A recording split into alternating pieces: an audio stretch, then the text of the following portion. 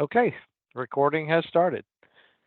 All right, thanks everyone for coming this afternoon to our wonderful little webinar on the dark web. It's brought to you by Citadel 6. You're welcome. We have with us today John Knight. John's the Vice President of Service Delivery here at Citadel 6, and he utilizes his decades of experience in security engineering, consulting, and working in complex network environments to lead our cybersecurity team. He's worked at Fortune ranked companies for many years, and he resides in Dallas and is a key member of the team here. So that's the nutshell about Mr. John, and so I'm going to turn it over to him, and I'll go mute and go dark with the camera. Hey, good afternoon, everybody. So John approached me about a month ago to do a quick little education series here on the dark web, and I'll have to admit I even learned a few things from some of my research. So today we'll go over some key terms that you may or may not be familiar with. Go over a little bit of technology and what's used to actually connect out to the dark web, and then have a little bit of a history lesson here on when it was created, who created it, and what all goes on in these mysterious holes that everybody talks about. So the first three terms that come to mind whenever you're doing any kind of searching on dark web or talking about the dark web, you'll hear the term surface web. And that's just the surface of the internet. Those are going to be all your public facing websites that are like Google, Yahoo, or any type of marketing site. So you can access it anywhere from the internet and browse it. It's not a big deal. The next term you'll run into a lot is you may hear the term deep web. And deep web is where probably 80% of the rest of that information is housed, right? That'll be your databases, your social media apps, online banking, your personal emails, something you would need to have a login and password to connect to. And it's not publicly accessible or indexed. And then you've got the dark web. It's not easily accessible. You need special tools like Tor, which you'll hear us talk about a lot. And Tor is an acronym for the Onion Router. And it's a browser that is used to access the dark web, and all the communication is anonymous. Think of Tor as a web browser like Google or Chrome or Firefox. Notably, instead of taking the most direct route between your computer and the deep parts of the web, the Tor browser uses random paths of encryption, and it connects to servers known as nodes. This allows users to connect to the deep web without fear of their actions being tracked or their browser history being exposed. And they named it Onion because every node you connect to unwraps the encryption packets and rewraps it with new encryption packets, sort of like layers of an onion. So that's where the Tor acronym came from. And like all good things, the U.S. Navy was the ones who created the Tor for its operatives during the 90s. A branch of the U.S. Naval Research Lab devised a browser system that hid users' IP addresses, which made law enforcement and undercover operatives less traceable on the web. But others on the web soon learned only law enforcement was using the network, and that sort of negated its original purpose. In 2002, the lab released the Onion Router, or Tor, for the masses.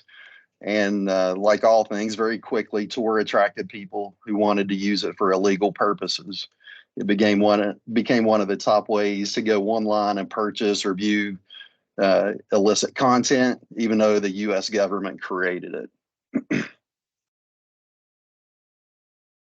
As with the early internet, the dark web has a reputation as a haven for illegal activities and is frequently implicated in illicit or criminal uh, uh, and unethical transactions. It also provides a social outlet for people who may otherwise be persecuted for their identities or political benefits.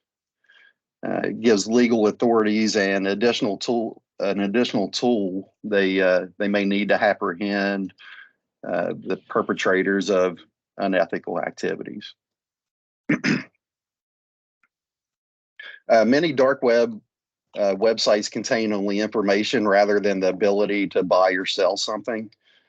Uh, it is true, though, that cryptocurrencies such as Bitcoin and Monero are often used for transaction on the dark web, but one doesn't have to use the dark web or cryptocurrencies to get out there.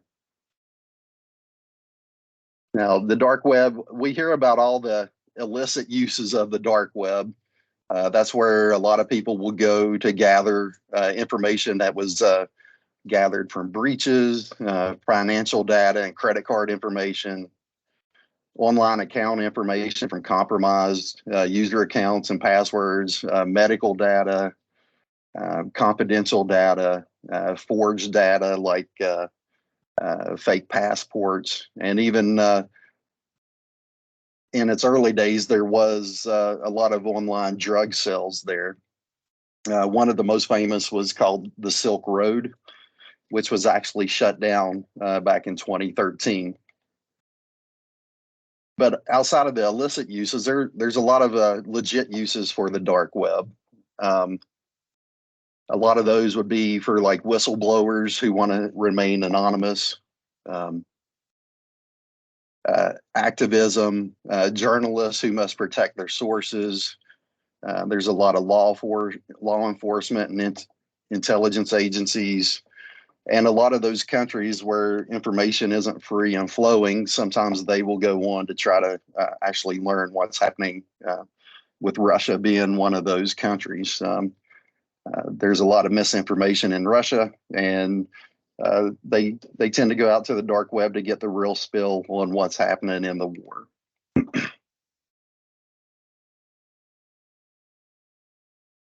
Of the dark markets that are out there, they're used again for illicit drugs, human trafficking, hacking, extremism, illicit financial gains, arms purchasing. You name it, you can probably find it out there.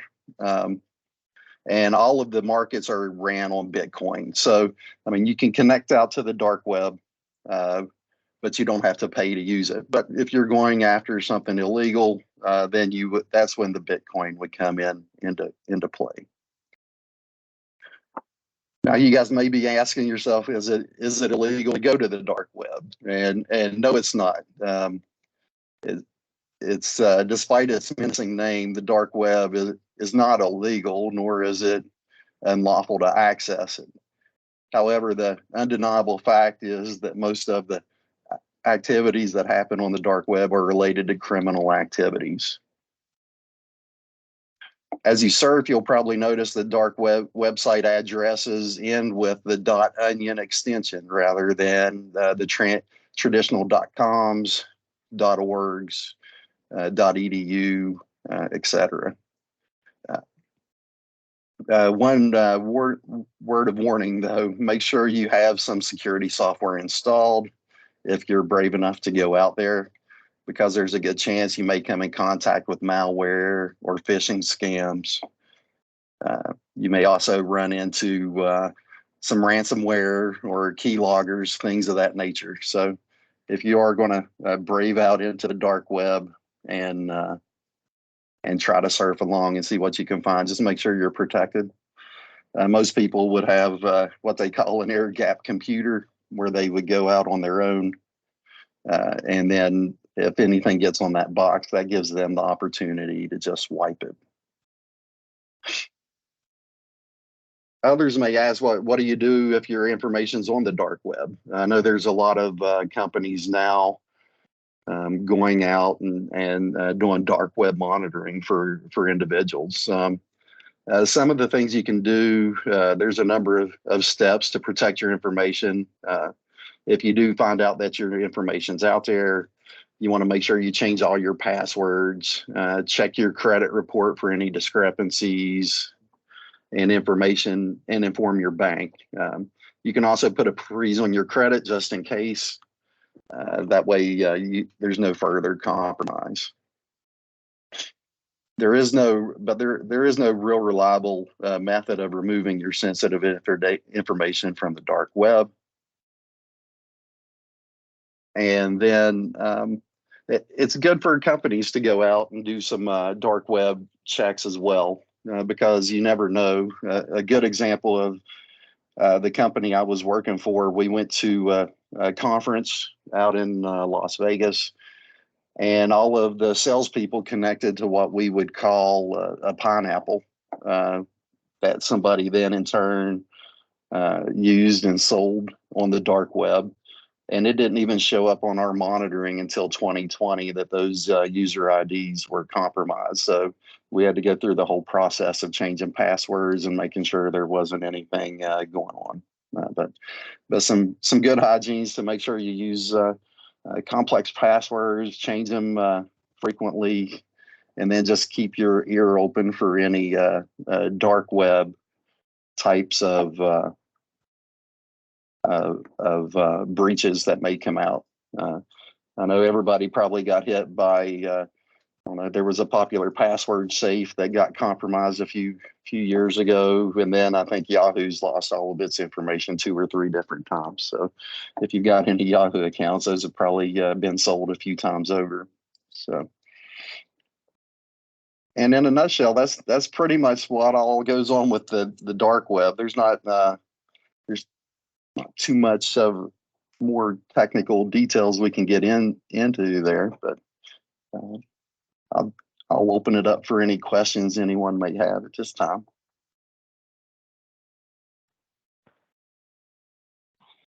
All right. So if folks want to put their questions into the chat, we can go ahead and get those answered.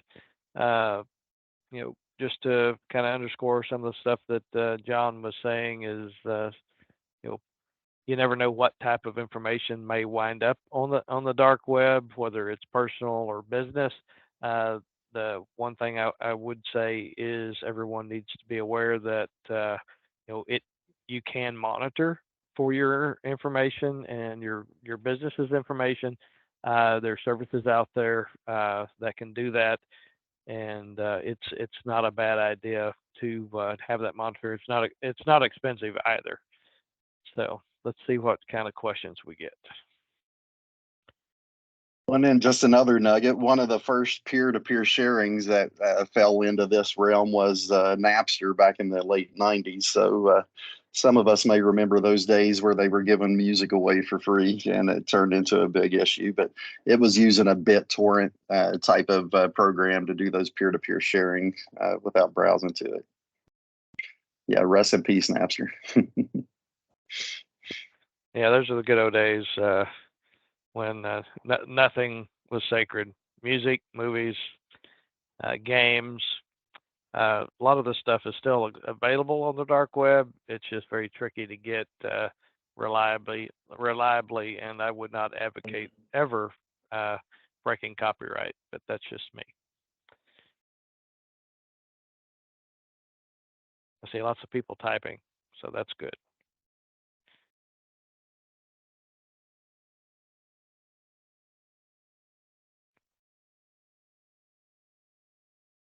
Still typing.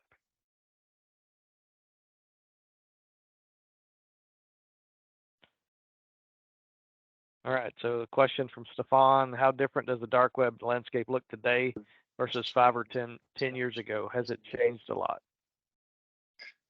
I think it's changed in the fact that people are actually paying more attention to it and doing a lot of monitoring.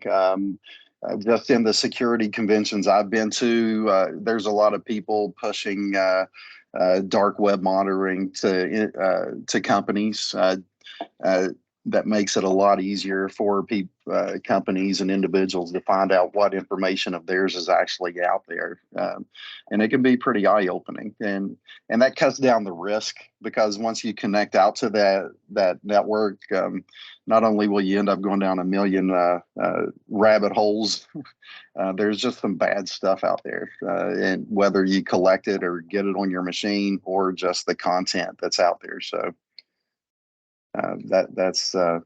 that's the way I've seen it change over the last 5 years.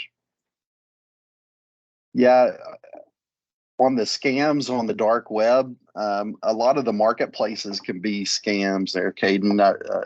They see a lot of people getting in trouble because they're out looking for weapons or trying to find somebody to kill their wife or husband. So those are some of the scams I've seen where people are murder for hire type folks, and then it's actually they're either going to take your money or it's law enforcement. Clint, are there any legitimate individual dark web monitoring? Free, cheap. I'm not for sure. I think some of our financial institutions are starting to do dark web monitoring. I've seen like McAfee and some of the security programs for personal use. They're starting to offer dark web monitoring for individuals. So I think it's a business that's starting to take off a little bit more towards the consumer. But I have seen a lot of security partners like us at Citadel 6 start to offer dark web monitoring as not really as a service, but they will just add it on to whatever they're doing as whether it's a free service or just hey, you might want to check this out. But as far as free and cheap ones, Clint, McKinnon, I'm not sure. What about the legitimate reasons for the average person utilizing the dark web from Clint? The legitimate reasons, all the ones I read about are people that want to keep some type of anonymity. There you go. Who want to remain anonymous. A lot of whistleblowers will go out there, or people in third world countries or war-torn countries try to provide some information on what's happening there as far as crimes being held against them or wars that are going on. That's a lot of the legitimate stuff that I read about.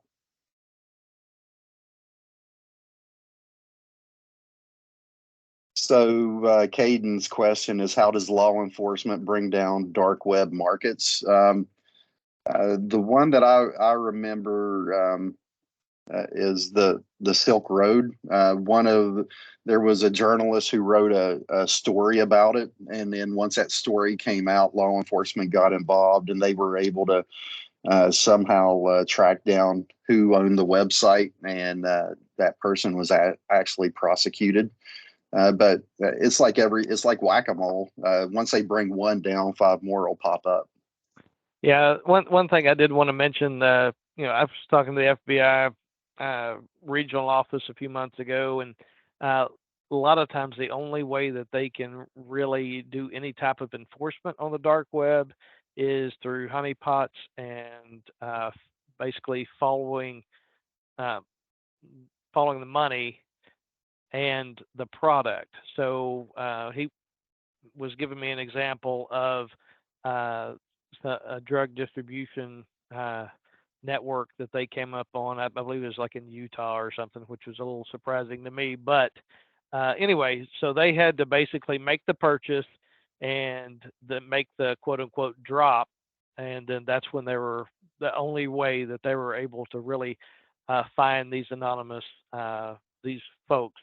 And then, so they made the arrest and then they interrogated them and legally, of course, I'm sure. And they were able to find the servers and get the access credentials and all this good stuff. But to John's point, it is like whack-a-mole. You hit one and 5 more are going to pop up.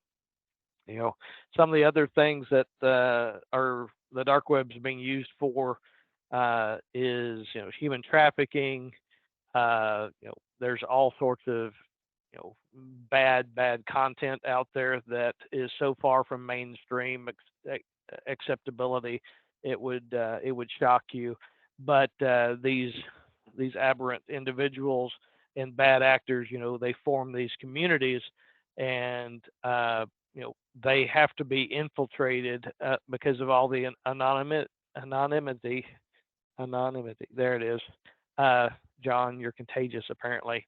But because you you can't really tell who is who, and until they kind of go in, they pretend they're pedophile number 10, and they get into these networks, and that's the only way they can do any type of enforcement is by infiltration. Any other questions? Here's one. How do businesses protect customer data from ending up on the dark web? Well, I mean, from this standpoint, businesses need to make sure they're doing their due diligence as far as protecting customer information, whether it's credit card or PII, making sure none of that information is accessible through the internet. They need to protect themselves through vulnerability scanning and penetration testing. That way, they pay the individuals to come in and see what they can breach, if anything. And then just making sure their security policies are in place to address it, right? Make sure you got strong password policies. You got least access privilege accounts set up properly so that uh, someone that doesn't need access to all that information doesn't have it. And it's the same with ransomware too. I mean, a lot of these ransomware folks, they've got full access to that information. Who's to say they didn't steal it before they encrypted it, and then they go out and post it on the dark web to sell it, right? So that you're hoping that you got the good bad guy that didn't do that, but a lot of times that's what happens. They may be in your systems for months and they're just collecting data. And then once they encrypt it, they throw it for sale out on the dark web. And they're also charging you to unencrypt it and promise you that they didn't do anything with it. Yeah, I think in addition to what you're saying, it's important to have an education and training program at your businesses so that your employees are aware of what they should be doing and why. That way, they're less likely to get phished. And then I also would recommend an encryption strategy for your data. So if someone somehow does, let's say, steal your laptop or something like this, then they're less likely to get good actionable data that they can actually export to the dark web. Let's see. Go ahead. Somebody came off mute.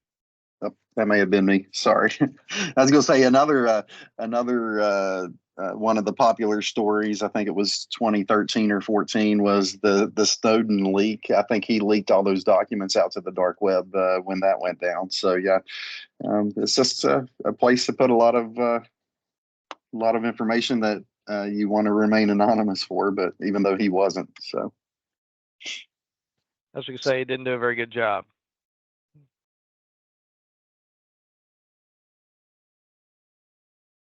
Okay, let's see. Holly, you've been really quiet.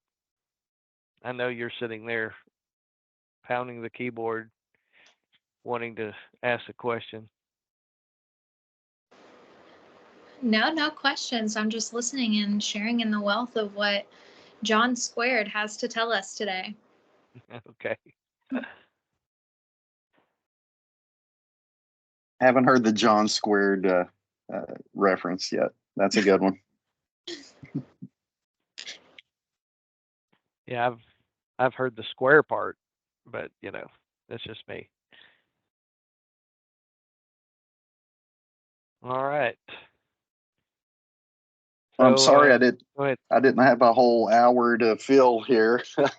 There's not too much detail you can get into on it. I mean, it's a bad place to go, and I would recommend not going there unless you knew what you was doing.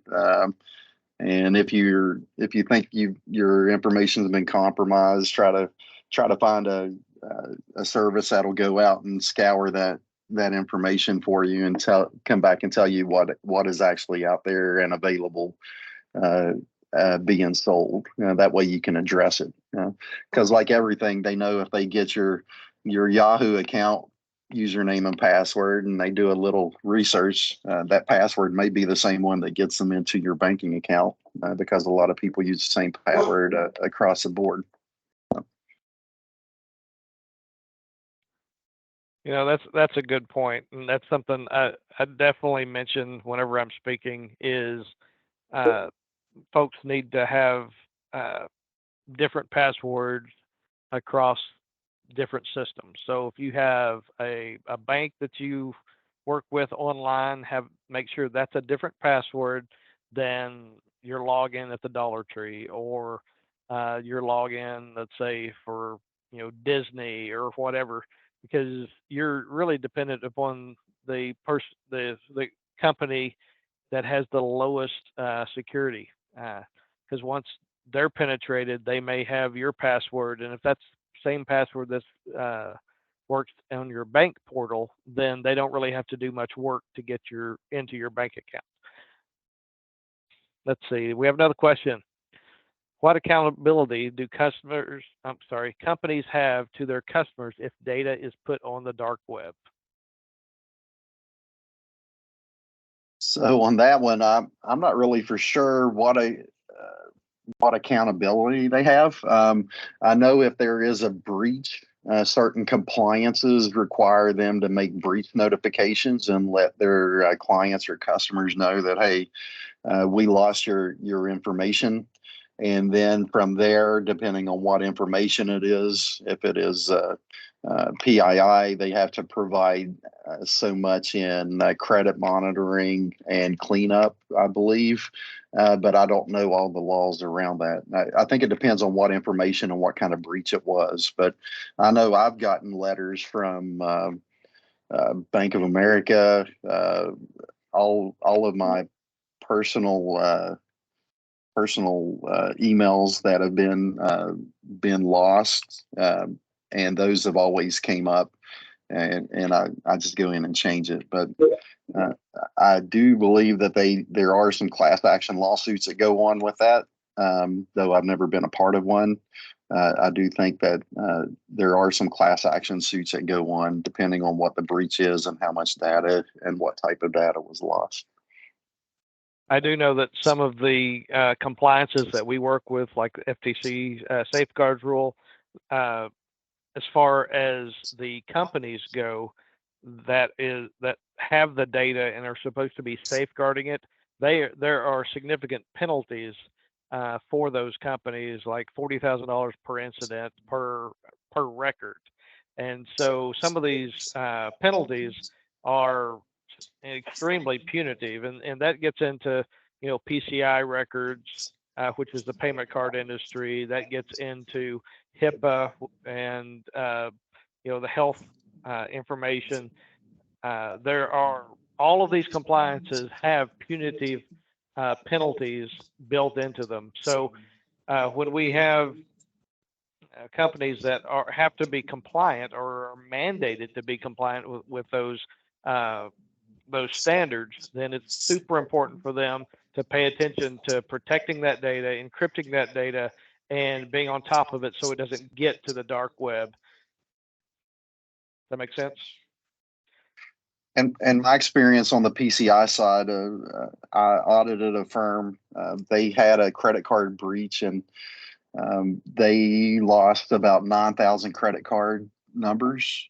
Actual losses from that breach were about $70,000, but that company was fined over $2 million. So the the credit card company paid the losses to the people that filed the claims, and then the rest was just very punitive against that company. And then the card brands kept the fines and almost put that company out of business from it. So I don't know, other than the actual losses, what the consumer got back from those type of fines.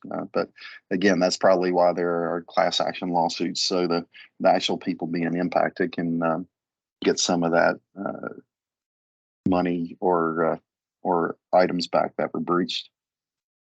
Yeah, I know that there are companies and law firms out there that are monitoring for breaches just so that they can form these class action suits and investigate whether there was any type of data leaked, and just basically they're the buzzards of uh, the the penetration world, I guess you could say.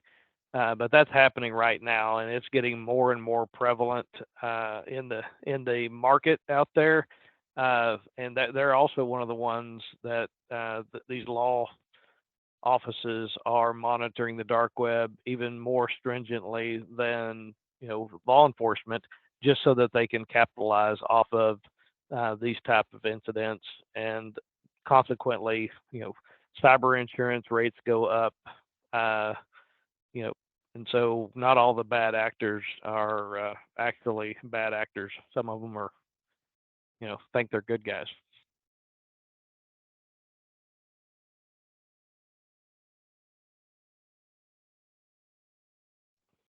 Okay, let's see. We'll go one more round to see if we have any additional questions. If not, I think as far as our content goes, we are done. Oh, I see some typing.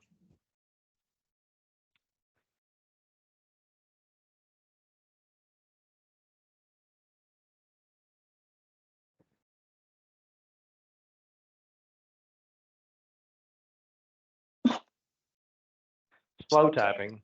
He must be a Frenchman.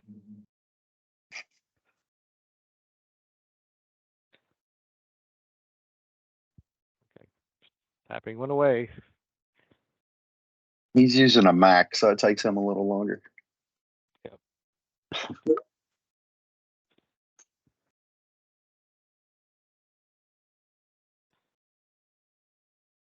Okay. All right. Well, let's see. Geek speculation question. Any thoughts on how will quantum computing impact the dark web? I'm not sure on this one, Stefan. I mean, quantum computing is pretty expensive. I don't know if anybody would put a node out there for the quantum computing, and it's really slow to even browse or do any types of searches, because every single communication with the node is decrypted and re-encrypted before it passes it on to the next one. But as technology has grown and got faster, that's one part of the research I didn't look into, unless you've got some insights. But if quantum computers are available to anybody hosting anything on the dark web, I'm sure they just let some of them in. Okay, you can't really compare all of them to Hamas. You really can't. And believe me, I know. Okay. Thanks. I think that was on Ryan's side. One thing I did want to mention about quantum computing is some of the biggest dangers of quantum computing comes from the decryption of data and passwords. The passwords that today can be cracked in hours will go to seconds, theoretically anyway, once quantum computing gets to be more mainstream and less expensive. I do know the government will be using, or I think they already are, but they haven't admitted it yet. They're using quantum computing to try and follow dark web traffic and do some of their investigation. I think it's more than likely they know more than they are letting us know they know, if that makes sense. But anyway, so that's as far as I'm concerned where dark web is right now. McKenna has a question. Do dark web monitoring services tend to vary across companies, or do they all do the same thing? From the research I've seen, I looked at 3 different companies in a previous life, and they all pretty much came back with the exact same thing. I mean, it's just basically they've got a node out there just scouring the dark web, doing searches for whatever you're having them search for. Like, we put in our company's domain name, and all 3 of them came back with the exact same information, telling me, hey, these are the 5 accounts that were compromised at MGM Resorts in 2016. And they actually went up for sale like in June of 2020. I ran 2 personal email addresses through there, and both of them came back with passwords that had been compromised in a previous life. But I think this is a growing space for companies, and we may see some different types of monitoring go on. But what most people are looking for are compromised passwords, compromised accounts, and compromised like PII and credit card information. It just depends on what other types of information you may want them to search for. I just don't know if there's a pick as you go type of solution. But all the ones that I've researched were all about the same. So I just put a quick link out there. This isn't necessarily dark web, but it functions very similar to the way some of these dark web monitoring services act. You can go to this Have I Been Pwned website, and you can put some information in, just like John was saying, your email address, and it can tell you, has that email address shown up in data that has been compromised. And you'll be very surprised, because so far I haven't been able to put any emails in that haven't had at least one compromise, and that have been over, I guess, 2 years old. So if you have an email address that you've used in the last 2 years or older, it's more than likely you're going to find it if you go to that website, that it has been compromised at one point. Hopefully, we're all changing our passwords regularly and using passphrases appropriately. And that's just one of the sites you can go to. But I would be very careful going to these sites, because some of them are less reputable than others. This one is, as far as anyone else has been able to determine, safe. A couple of the government speakers were the ones that kind of turned me onto this one. So anyway, that is it. Unless anyone has any additional questions, I think content is complete.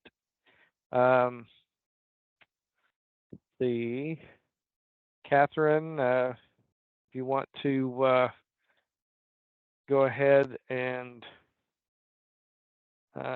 end recording, we can. Definitely appreciate everybody attending. We will definitely have some additional meetings coming up in the next few months. Our next one, I believe we're going to have a panel for the Tech Talk. We're trying to get some of our technology friends to join us, and that panel should be star-studded with local MSPs and IT professionals, and we will get the notifications out in the very near future. All right. If anybody has any questions, now's the time. If not, we're going to go ahead and close the chat.